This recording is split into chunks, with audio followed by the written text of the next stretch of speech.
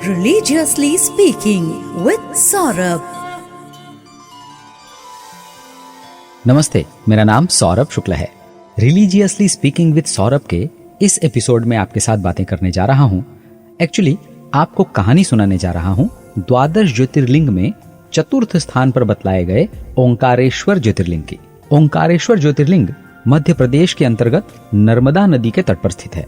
इस ज्योतिर्लिंग की एक विशेषता है और वो यह कि यहाँ दो ज्योतिर्लिंग हैं, श्री ओंकारेश्वर और श्री अमलेश्वर, लेकिन दोनों ही ज्योतिर्लिंगों को काउंट एक ही किया जाता है। इसमें एक छोटी सी बात है। एक बार विंध्य पर्वत ने भगवान श्री ओंकारेश्वर की 6 महीने तक आराधना की। इससे प्रसन्न होकर भगवान शिव प्रकट हुए और उसे वरदान दिया। उसी समय वहां देवता और ऋषिगण भी पधारे। उन सभी की प्रार्थना पर भगवान ने ओंकार नामक शिवलिंग के 2 भाग किए। एक भाग में भगवान शिव प्रणव स्वरूप में विराजे और इस कारण उनका नाम ओंकारेश्वर पड़ा। और पार्थिव से जो लिंग स्वयं प्रकट हुए वे परमेश्वर भगवान शिव अमलेश्वर नाम से जाने गए। शिव पुराण के अनुसार ओंकारेश्वर ज्योतिर्लिंग के उद्भव का एक इतिहास है। रिलीजियसली स्पीकिंग विद सौरभ के इस एपिसोड में उसी इतिहास की बातें करने जा रहा हूँ। शौनकादि ऋषियों ने पुराणों के वक्ता सूत जी से भगवान शिव के चतुर्थ ज्योतिर्लिंग ओंकारेश्वर के उद्भव के बारे में बताने की जिज्ञासा व्यक्त की। उन्होंने सूत जी से कहा, आप सर्वज्ञ हैं, आप हमारी जिज्ञासा का समाधान कीजिए। यह सुनकर व्यास जी के परम प्रिय शिष्य सूत जी ने भगवान शिव का ध्यान किया और मन को स्थिर करके, मतलब फोकस्ड होकर, भगवान शिव के चतुर्थ लिंग ओंकारेश्वर के इतिहास की कहानी सुनाना प्रारंभ किया। उन्होंने कहा, एक बार की बात है, देवर्षि नारद ने भगवान शिव के गोकर्णेश्वर स्वरूप की बड़ी श्रद्धा और लगन से आराधना की।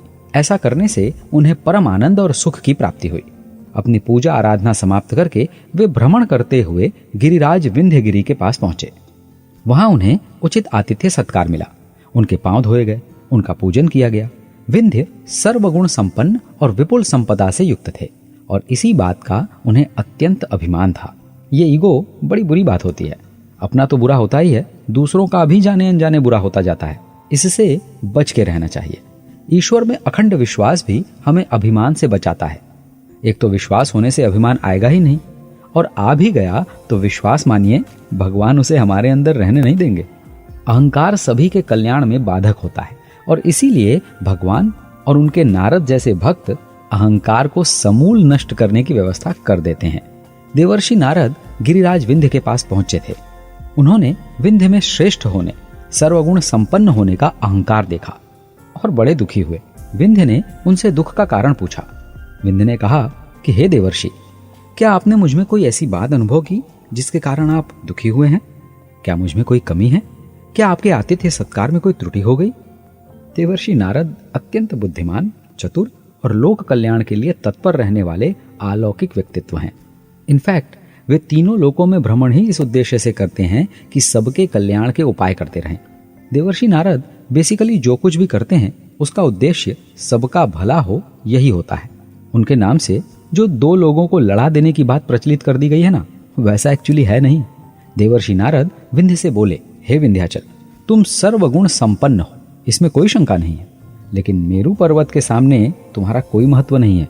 उसकी चोटियां देवलोक तक पहुंचती हैं। मेरू देवताओं का विहार स्थल है, मतलब देवता मेरू पर्वत पर घूमने आते हैं। उसके सामने तुम्हारी कोई गणना नहीं है। इतना कहकर देवर्षि नारद वहां से चले गए। देवर्षि नारद की बात सुनकर विंध्य अत्यंत दुखी हुए। उन्हें बहुत शोक हुआ। इस शोक के भाव से बाहर तो निकलना ही होगा। हमेशा शोक में ही थोड़े रह सकते हैं। दुख से मुक्ति का रास्ता तो ढूंढना ही चाहिए ना। अच्छा, इसी घटना को देवर्षि नारद के व्यक्तित्व से जोड़कर देखा जाए तो ऐसा लगेगा कि उन्होंने दोनों के बीच आग लगा दी, जैसा कि नॉर्मली नासमझ लोग कहा करते हैं। लेकिन यह हमारे इंटेलेक्ट पर डिपेंड करता है कि हम किसी बात को किस दृष्टिकोण से देखते हैं। राइवलरी के रूप में ही देखें तो भी स्वयं को और अधिक योग्य बनाने की ओर आगे बढ़ें या ईर्ष्या में पड़कर गलत कार्य करने लगें।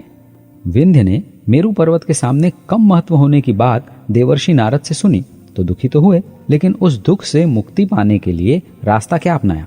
ईर्ष्या और युद्ध का? नहीं, उन्होंने इस शोक को मिटाने के लिए स्वयं को और अधिक सशक्त बनाने का निर्णय लिया और भगवान आशुतोष सदाशिव की आराधना करने का निश्चय किया। विंध्य साक्षात ओंकार रूपी शिव की शरण में गए।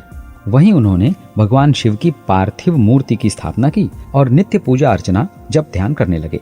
6 महीने की कठोर तपस्या के बाद भगवान शिव उन पर प्रसन्न हो गए। सिर्फ 6 महीने की तपस्या? हाँ, कहानी तो ऐसी ही है। उस समय तपस्या करने वालों का आत्मबल ऐसा ही था। अनेक ऋषि मुनियों ने हजारों वर्षों तक तपस्या की है। ऐसी कहानियां भी आपने सुनी ही होंगी। जैसी मनोकामना वैसी तपस्या, वैसी समयावधि और वैसा फल। तो भगवान शिव विंध्य की तपस्या से प्रसन्न होकर वहां प्रकट हुए।